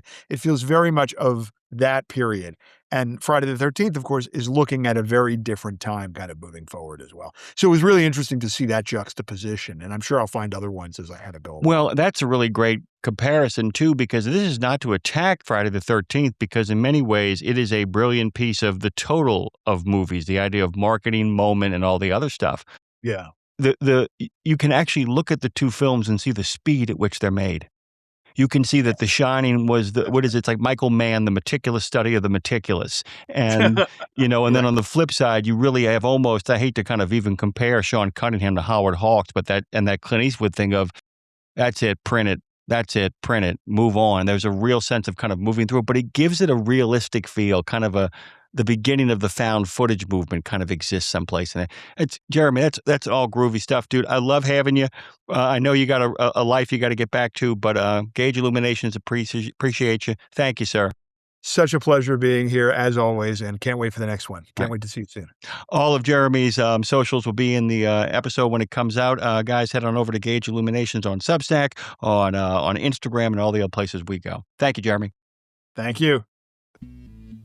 Ever pull into a truck stop, look in the mirror, and wonder if you're still the one driving? Before you answer that cab door with a loaded revolver, take NeuroPep. NeuroPep helps hardworking drivers maintain healthy skepticism when confronted with sudden personality changes, friends who suddenly know things they shouldn't, mysterious inheritances, or spouses that insist you become a completely different person. Remember, if someone says, "I've found a way to live forever," lock that cab, maybe keep those windows rolled up, but most of all, drink NeuroPep, because some folks are just dying to be you. Jean Guidry, what we're kind of putting together for this particular show, the Bunnyman of Colchester Bridge, man, it's an assemblage. I got some thoughts about it at the end, but it actually relates to this week in science fiction history. This is kind of a stretch, but I just couldn't let this title. In 1972, this is the week, Sergio Martino's movie, Your Vice is a Locked Room, and Only I Have the Key. Your vice is a locked room, and only I have the key. I would like to tell you that's the Anglicization of some other title, but in fact, in Italian, it's the same thing. I'm not even going to try to pronounce it. Martino was one of those guys who directed about 100 movies over the course of his lifetime, but there was a period from about 1970 to 72 that he really got into giallo, and those are those slasher, thriller, Suspiria being the greatest example of one, a truly great movie that just happens to also be a genre picture. It's, it's dudes and dudettes with knives, cutting each other up, killing each other, putting the kibosh on plans, all kinds of scheming and dreaming going on. It's based, this film, Your Vice is a Locked Room and Only I Have the Key, is actually based on Edgar Allan Poe's Black Cat. And it actually does borrow heavily from the plot of The Black Cat. Actually, according to IMDb, it is the estate of a degenerate author whose abusive relationship with his wife is further complicated by the arrival of his manipulative niece. There are a lot of other manipulative people in this movie. It's actually worth a look. It's on Tubi and Flex. Yay! So you can actually check it out. And it does involve a black cat, and that black cat plays a large part in the plot. Its name is Satan. So, happy birthday this week to Your Vice is a Locked Room and Only I Have the Key. Another film that we won't be celebrating today on Gauge Illuminations is, wait, dig this, Super Stooges versus Wonder Women from 1975. These are stooges with supernatural powers who attempt to stop evil Amazons from taking over this helpless town full of, mindless villagers. But that's not the connection This Week in Science Fiction has to the Bunnyman of Colchester Bridge. It's more about in the way things get assembled and more about the time period in which the movie we're celebrating today, which was not released in the month of August in 1976. It's actually a year away from production. I'm talking about Star Wars. Star Wars has finished principal shooting this month in 1976 and is in the process of the slow, grinding editing process. By the way, so many things are not yet finished to make Star Wars complete that they are using footage from World War II movies to fill in the action sequences while they move closer and closer to their opening day. But I'm not talking about the movie right now. I'm talking about the fact that Lucasfilms made a deal that was pretty much formalized at the end of July, beginning of August, that would change everything for Marvel Comics. Marvel Comics was struggling. I mean, they were in trouble. They were, one step ahead of the sheriff, probably not going to make it. Printing in the 70s because of the oil crisis and because of the changing dynamics of the industry was incredibly expensive. They were having a harder and harder time finding distribution. Because of those two things, they were finding that their best-selling titles, they had 16 titles all total, not a single one was selling more than 300,000 units a year. There were no big hits at Marvel. To make matters worse, the third part, along with the printing problems and along with the distribution problems, legendary comic creator Jack Kirby left Marvel, leaving only Stan Lee there.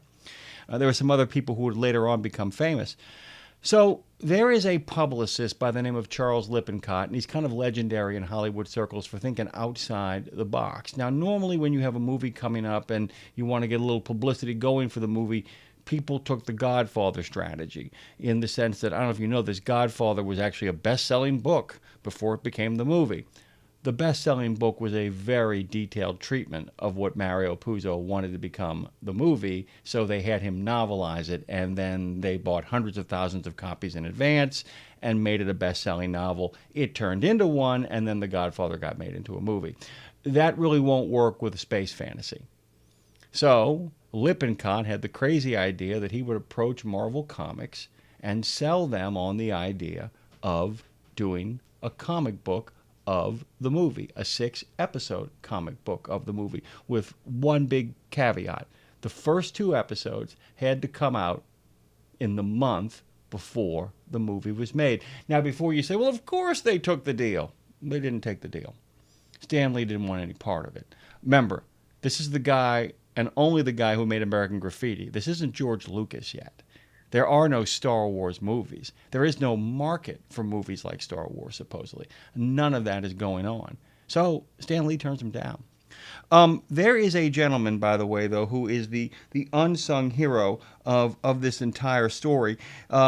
He actually ends up pushing for it. His name is Ray Thomas. Roy Thomas is a writer, and Howard Chaykin is an illustrator. And they had seen, Lippincott had shown them advanced pictures of Star Wars and what it was going to look like from the artist's renderings of it. And they really pushed hard. And then Lippincott and Lucas pushed hard as well, too. Gary Kurtz, the producer, gets involved. They push hard. For one of the few times in his life, George Lucas doesn't fleece somebody he's negotiating with. By the way, this is also the month where actually George Lucas and Lucasfilms cut a deal with Kenner Toys, for the Star Wars merchandise line. You know, 20th Century Fox gave up all rights to all merchandise in Star Wars right around this time, 50 years ago. You know why they did it? Lucas said, if you let me have it, I will cut my director's fee from $500,000 to $150,000. 20th Century Fox thought they were getting the deal of a lifetime because nobody bought toys. Matter of fact, the first toy company they went to turned them down, but Kenner Toys said, yeah, sure, we'll take the deal. And Lucas retained all merchandising rights. That wasn't what happened with Marvel, though. The deal of a lifetime for Marvel. Marvel didn't have to spend any upfront money for the property. Lucasfilm agreed that and 20th Century Fox agreed that the first 100,000 copies of all episodes, the money would kick back to Marvel and they wouldn't have to share it with anybody. Okay? That deal ends up changing everything for Marvel because 20th Century Fox also agreed to distribute it and pay for it to get out there. So their production costs are covered. Marvel, struggling, looking at the headwinds of the oil crisis that's coming and only going to get worse because of the Iranian crisis, all kinds of problems, stagflation, everything. Marvel shouldn't exist, except they cut that deal. And this month is the month where the comic book began to get started based on the rushes that they would see that were sent to them by Lucasfilms, Marshall Lucas, and 20th Century Fox. And they started doing them. They made their deadlines. In April, those first 2 issues came out. They literally both sold over 100,000 in the first month before Star Wars hit the screen. The first 3 episodes sold 1 million copies apiece. And all 3, the next 3, because the films had already now come out and people were seeing them, the next 3 didn't make that much, but they sold well beyond normal single issues of comic books.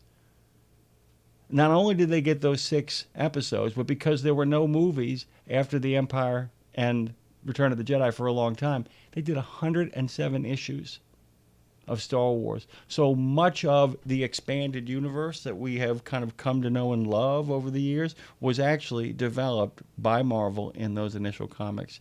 It's kind of interesting, too, because at the end of the day, Disney, who, by the way, Lucasfilms and Marvel proved to be the big competitors for, ultimately both end up getting bought by Disney and become part of that particular empire, which seems to have struck back. But there's so much at play here because the movie Star Wars in many ways has resemblances to the Colchester Bridge legend because they're not one thing.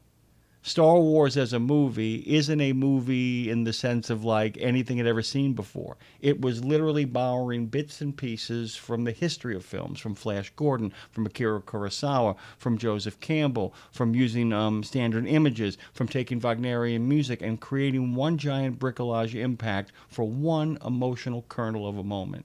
In many ways, as we'll talk about at the end of Gage Illuminations, that's exactly what the Colchester Bridge Bunnyman does as well, too. So, 50 years of Star Wars beginning its post-production, number 1, and cutting a deal with Marvel. As asleep. After all, it's difficult to hear an idling freightliner over the sound of demon flutes at the center of creation. If whippoorwills begin circling your sleeper cab, discontinue use and avoid discussing family genealogy with strangers. Gage Illuminations reminds listeners that all its products advertised during this program are approved by absolutely known regulatory agency in this universe. As asleep. Available wherever good judgment is sold out. So I told you there are 4 basic ways to tell an urban legend. You can give people a sense of dread. You can leave them lingering with a sense of unease. You can create a real paranoid atmosphere. Well, the Bunny of Colchester Bridge, the Virginia Bunnyman of Colchester Bridge, falls under a particular category, the one I left out, the one I'm talking about how to tell today, and that is the jolt, the jump scare, make them come out of their seat sort of thing. And it seems the easiest. It seems the cheapest, the one that is the easiest to earn. The problem is if you've ever seen any horror movies that aren't good, they keep on relying on jump scares through editing tricks or quick snap, moments or explosions of sound. And after a while, you start kind of not liking them. And after a while, even the laughter subsides and people get really incredibly bored. So is it possible to use a jump scare to actually make people jump in a way that actually delivers the goods on the story itself? I think there is, and I think it comes down to geography. I think that the way a jump scare truly works is when the audience understands the geography and almost gets bored with the geography of the story, and then suddenly you switch up the geography. The two best examples, by the way, one is a video game and one is a movie right around the time that the Bunnyman is really capturing the imagination, and I would argue is inspired by the Bunnyman. Okay, so the video game we'll start with first. Resident Evil 3. There is a gigantic monster that pursues you throughout the entire game called the Nemesis. And in the midst of this game, you have to repair a subway train so that you can take the train to the base in order to kind of advance the game. What the game does is it means you have to go find 3 or 4 individual pieces and then bring them back and help assemble the train. You can do it in 2 ways. You can either get them all together at once and then go to the train, or you can do it one by one. But either way, that's the game. It makes more sense to do them one by one and bring them back to the train. So you have to go through a hallway, go through an alley, go through a door, and then go to the place you have to go to get the thing. And then you have to go from the place you got the thing to the doorway, to the alley, to the hallway, and then back to the train. You keep doing this over and over again. It is a spectacularly planned jump scare in a video game, because regardless of which piece you get last, the last piece you get, so you put the second to last piece in the train, and then you go from the hallway to the alley to the door and then out into the bigger world. Finally, you get your last piece, and it has been kind of a grind. You've killed a couple of zombies, but it's really focused on the mission. As you make your way from the doorway to the alley to the hallway, I don't know if I remember that correctly, but that's kind of the sequence. Ho hum blah. There, blocking the door as you come out for the final door, is the Nemesis. Stars! It completely catches you off guard because you have been lured into a sense of security because you are so comfortable with the geography. The Dazzler, by the way, example of this is 1978's Halloween. John Carpenter does this spectacular thing with the murder of Annie in the car. The babysitter that's supposed to bring the car over to go pick up Jamie Lee Curtis's character. She comes out, she walks down the steps, through the living room, through the door, into the washing room, down the sidewalk to the car, gets to the car, the door is locked, she realizes she doesn't have the keys. Sigh. She then goes back, walks through the laundry room, through the kitchen, through the living room, up the stairs, grabs the keys, and then does it one more time, gets back to the car, opens the car door. Remember, opens the car door, sits down, slams the car door, and then suddenly realizes why was the door unlocked, and the moment she realizes it, Michael Myers comes over the top. Perfect. Absolutely perfect, because what it does is it lets the audience have a sense of how this thing all works out. So when you're telling a jump scare, you've got to make sure you do 2 things. One, get the audience comfortable with the way the world, the geography of the world is kind of laid out. And then number 2, after you've gotten them used to it, then turn it upside down and spring the trap on them. So in the instance of the Bunnyman of Colchester Bridge, if you're going to tell that story, I mean, it's, what is it? It's Clifton to Henderson, Henderson to Colchester, Colchester into the little bit of the mini valley, towards the bridge, under the bridge, over to the T intersection where you take a right at Pope's and then back onto the 123 so you can escape traffic. You establish that early on in the story so that when you get to the meat of the story where the bad things happen, some point in the middle of that easy, repeatable phrase, the Bunnyman comes out. And that's how you create a jolt in a jolt story. As Asleep is the official sleep aid of Gauge Illuminations. As Asleep is the official sleep aid of The Open Road. Long day behind the wheel? Can't sleep because the folks in the next truck insist on idling all night? Or is that neighbor running a reefer unit loud enough to wake the dead? As Asleep, wake refreshed, or don't notice the difference. So I've had a moment to breathe. Last week when we broke into the show, they tell you that we actually got the year and a half or so before he disappeared from the face of the earth. Infamous, famous, celebrated, controversial late night radio DJ Remo Davis's Pitch Black vinyl fell into our hands, courtesy of Leo Davis, his grandson, who is actually a documentarian working on putting something together about his grandfather. I had mentioned that he spent his final year or so over WWOM. We're going to continue to broadcast these, and we have to kind of go through them, kind of through the stacks, and find ones that match up. This one, well, you'll give it a listen. This one is from his old days at WCTH, many of which he would do replays of. We got a stack of tapes of bits and pieces of his Other Side of the Album series that he would kind of break down a song afterwards and, well, tell you the other side of the album. So without further ado, or don't, here's Remo Davis's Pitch Black vinyl, Night of the Sadist. I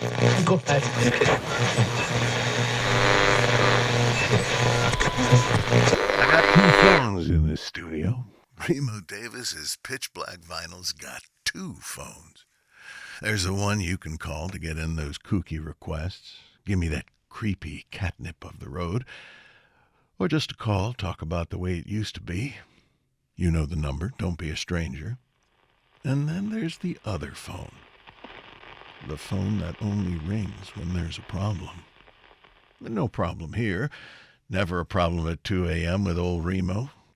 One of my favorite parts about this job, being able to play songs like the one you just heard, Night of the Sadist by Texas garage rockers Larry and the Blue Notes. That's right, not Night of the Phantom as most people know it, but the original uncensored version, Night of the Sadist, a creepy crawler from '65. It tells the story of a young man whose efforts at an inside-out hug are kiboshed by a knife-wielding maniac. Poking folks who just want to poke. What a rude dude. Speaking of rude, did you also know the band was involved in an illegal impersonation scandal? They were hired as doppelgangers for the Sir Douglas Quintet by that band's manager, the notorious Major Bill Smith. After the actual band had to flee Texas on a marijuana charge, or at least that's how the story goes. But back to the song. According to Larry Rocamore, saxophonist and lead singer, they were made to change Sadist to Phantom because their own version of Mr. Big Man had no room in his big plans for Larry and his Blue Notes laying on the real deal. Now, I'm sure you've heard some of the rumors about how the garage band one-hit wonders were inspired to write the Sadist, possibly based on the stories they had heard about the Goat Man, also known as the Lake Worth Monster, perhaps the infamously overplayed Hook Man terrorizing Lover's Lane, or everybody's favorite, the North Side High School gorilla suit prankster. Explains itself. But if you really believe any of those, you haven't heard the other side of the album. I did an interview with Larry a couple of years back. Didn't mention it then, but afterwards, over drinks at one of my favorite watering holes, the Goose Caboose, Larry told me this story as it happened to him. It happened to Larry. It's summer of '64, and it goes almost exactly as the song describes it. Moonless night, a little perky parking, got a real shot with the girl. Suddenly, Larry's pulled out of his car. Suddenly, Larry's fighting with a monster of a man with the reddest eyes you have ever seen.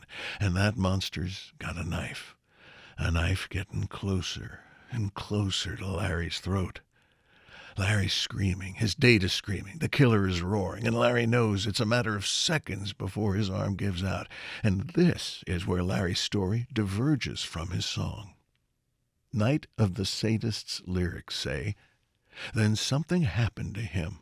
He had a funny glare. He turned away. I could almost smell death in the air. Well, thankful I am, but I'll never know to this day what made him turn and slowly walk away."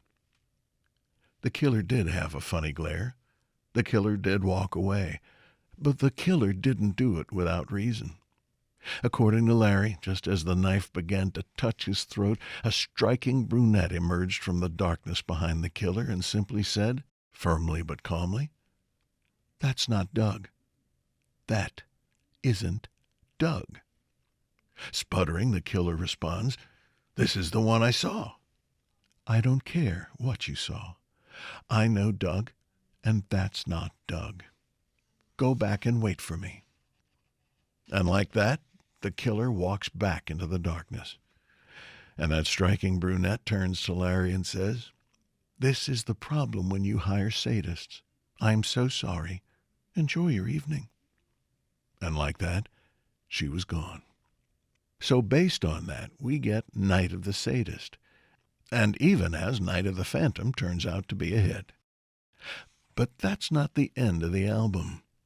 Remember I told you they were hired by Major Bill Smith to impersonate the Sir Douglas Quintet? And remember how I told you it all fell apart? Using backlighting and keeping their distance from the crowd, Larry and the boys managed to pull off the first few shows as the Sir Douglas Quintet, but at Fort Worth's Tina Go-Go, it all went wrong. From the moment they took the stage that night, something feels off. Larry feels something is tracking him. Despite a throng of screaming chicks, Larry feels something watching him, staring at him. Despite the screaming and the music and the goings-on at the go-go, the world starts to go silent. The sound of his beating heart, drowning everything else out. And as Larry's eyes acclimate to the lights, he realizes what he feels is real, is actually what is real. Because there, in the front row, with bloodshot eyes so red they almost seem to glow, is the sadist, sizing him up, staring him down, licking his lips, itching to get at his throat. Larry swears the tension produced a ringing in his ears, and then, just before the terror makes it impossible to think, it dawns on Larry. The name of the lead singer of the Sir Douglas Quintet is Doug Sam. And Larry understands. He thinks I'm Doug. The sadist thinks I'm Doug. Near hysteria, Larry panics. He runs off the stage, trips over cables, falls into the wings, leaps up, and with Major Bill looking on in horror, Larry starts grabbing other acts, stagehands, and any groupie he can lay his hands on. "I'm not Doug. You tell everyone I'm not Doug. I'm Larry. Larry!" And like that, Larry runs off into the Texas night. And like that, the ruse falls apart. As we finished our beers at the Goose Caboose, Larry stared at me for a long time and said, "I don't think I'll ever know why the Sir Douglas Quintet fled Texas for California, but I'm sure it wasn't to beat no marijuana charge." And now, Remo Roadsters, you've heard the other side of the album. I'm Remo Davis. Gauge Illuminations is proudly brought to you by Neuropep. Did you miss that exit? Don't worry, there's always another route with Neuropep. Neuropep is not intended to prevent encounters with elder things, shoggoths, impossible geology, biker clubs that apparently have been riding since the Permian era. Look, side effects do include improved route planning, healthier respect for maps, and refusing to investigate strange tracks in fresh snow. Stay alert, guys. Take Neuropep. So, is it a road movie or not?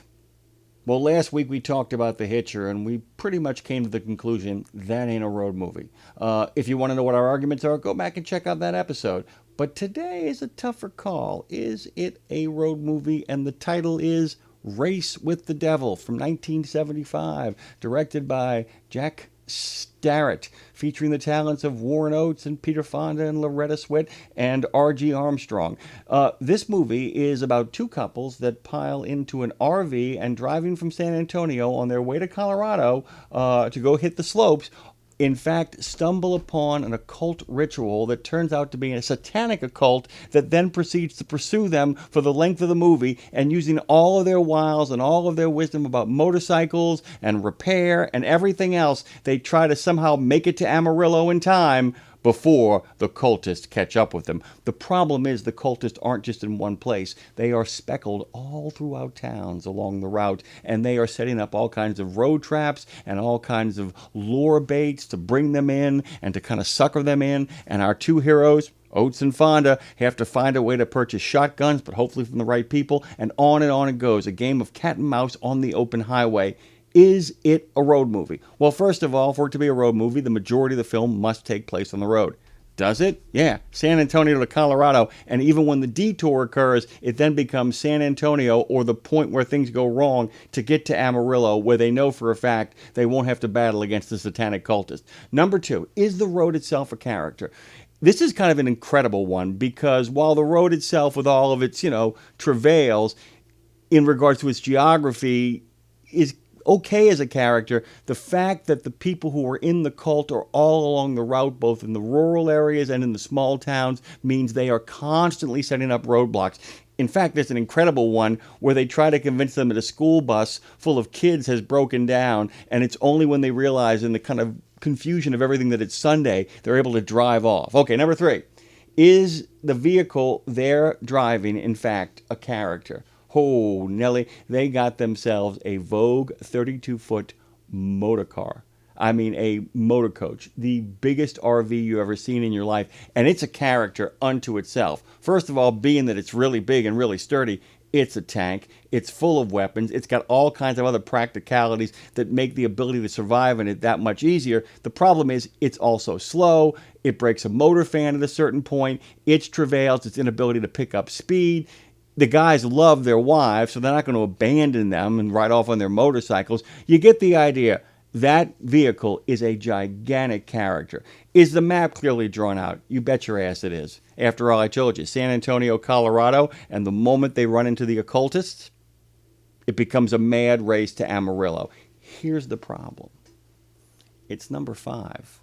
Now, I'm not going to tell you how it ends, but in order for it to be a complete road movie, rules 1 and 5 cannot be violated. The stuff in the middle you can play a little bit with. Rule 1, the majority of the film, the plurality of the film, must be centered around the route. Number 5 is, does the road transform these characters forever? Now, I'm not going to tell you what happens. I think ultimately that the transformation is a hard stop, and I think it occurs, but I'm willing to have a conversation about that. This is what's interesting about the movie. I told you that Jack Starrett directed it, and he did. He didn't write it, though. A man named Lee Frost wrote it. And supposedly, Frost was originally hired as the director as well, but he didn't write dialogue. He wrote scenes. And in writing scenes, he was hoping that the gifted actors in Fonda and Oates and Swit and R.G. Armstrong, who once again plays an incredibly corrupt lawman, all of these folks were supposed to kind of improv and feel their way through the scenes. By the way, that wasn't uncommon. Smokey and the Bandit does a lot of that.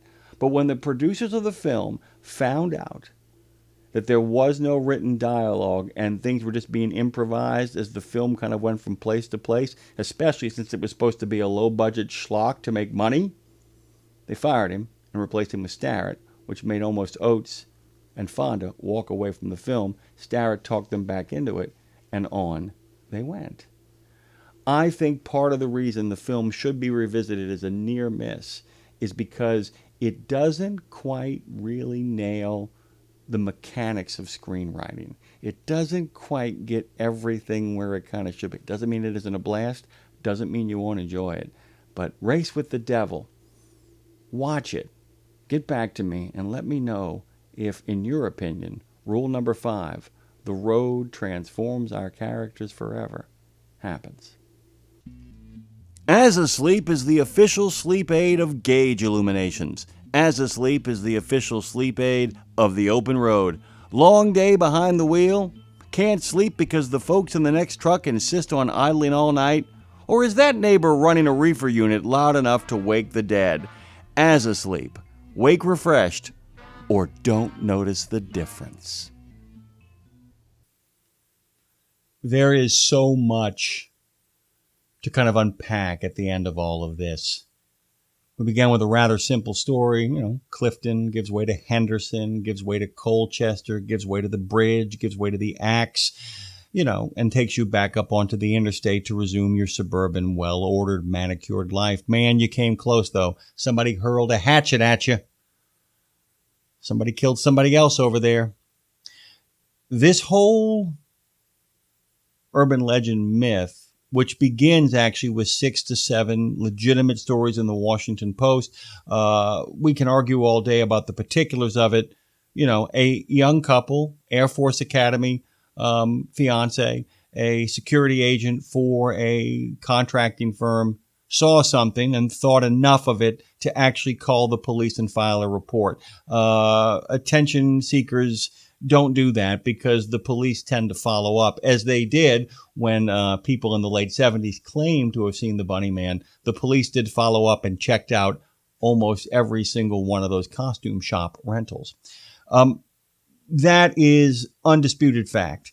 What is not undisputed fact, though, is that, as we've learned, it didn't happen at the Colchester Bridge. Guinea Road over in Burke is where Bennett sees the Bunnyman, where he and his fiancee see the Bunnyman, and Phillips actually sees him on a construction site.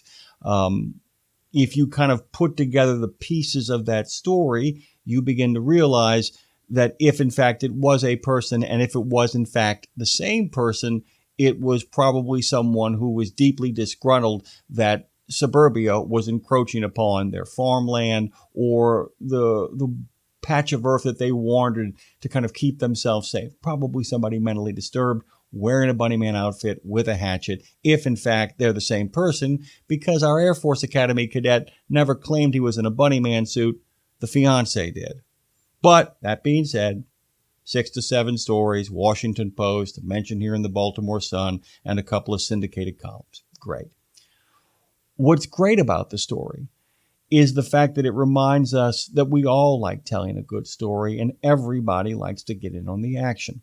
If you spend any time on the Reddit threads about the Bunnyman of Colchester Bridge, you will see that there are people who often aren't so much telling you about their experience with it, but telling you about their knowledge of it and where certain bits and pieces come from. Because there are accounts that come off the internet that the whole story goes back to the turn of the 20th century.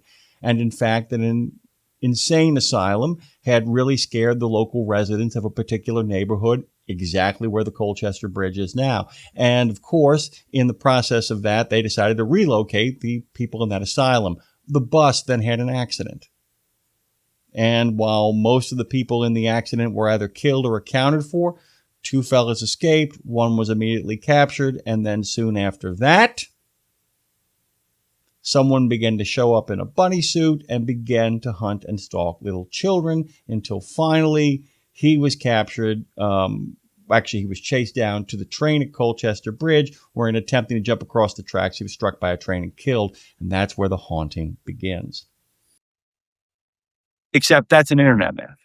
And that was created by actually people who had positions in that county and in that world, who in fact wanted to drum up a little bit of attention or a little bit of, interest in the area of the world in which they existed. The other thing is the fact that this is the second episode of Gauge Illuminations, but it's the first time we're encountering the game of telephone as done in actual real life. Because this happens right around the end of the Vietnam War, or at least the Vietnam War has finally begun its slow march down, 1970 to 73. Many people had gotten used to seeing horrific images on the television and not seeing them well filmed or well shot. No Italian giallos here, like your room is a vice. Your vice is a locked room and only I have the key. The beautiful kind of shooting of horror and terror. This looked like real life footage. And as we were talking with our friend Jeremy Dauber, you could make a case that people began to kind of imagine those things happening on a regular basis. They'd seen the horrors of the Manson family. They'd seen the horrors that had unfolded across the landscape of Vietnam. They'd seen the riots in Chicago. They'd seen the Weathermen. Patty Hearst is not too far away from us either. All of that kind of reality on TV is percolating there. So the idea of somebody in a natty suit with an axe waiting to kill somebody on the roadside was no longer something that was outside the imagination of most Americans culturally, particularly on the road. So you can see how that gets picked up and turned by Tobe Hooper into the Texas Chainsaw Massacre. And you can see how that gets picked up and turned by Wes Craven into The Hills Have Eyes. And then you can see how after people get tired of that sort of nihilism that Jeremy and I talked about, that sort of even people that don't deserve it get it, that eventually somebody figures out that there is, in fact, a mechanism you can apply to this. And that can lead all the way to Michael Myers. And then, of course, Jason Voorhees over at Camp Crystal Lake. All of this stuff is a collaborative effort. The Bunnyman is merely what I would call the kernelization of an energy inside the American spirit, and then a long decade and even into the 80s where it is almost kind of manufactured and perfected. It becomes a machine, the machine of the killer on side of the road. Because we all forget that while, in fact, Halloween with Michael Myers takes place mostly in Haddonfield, Illinois, the majority of the first half of the movie, after the initial opening murder, the little boy murders his sister, the escape is in a station wagon from an insane asylum that leads us back to Haddonfield.